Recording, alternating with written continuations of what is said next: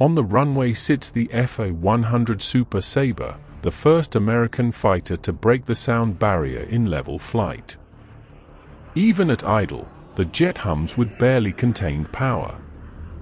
As the throttle comes up, the engine whine sharpens, rising higher, tighter, until it becomes the signature scream every airman knew by heart.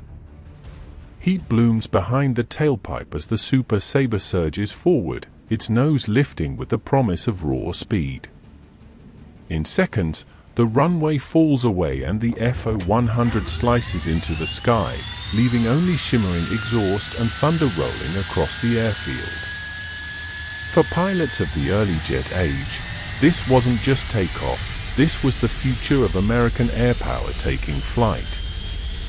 The Super Sabre carried bombs, rockets, and cannon fire into some of the harshest battles of the Vietnam War, delivering close support to the troops who depended on it.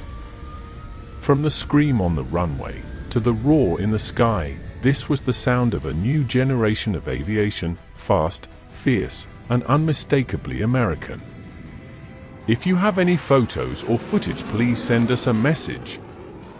To all the veterans, thank you for your service.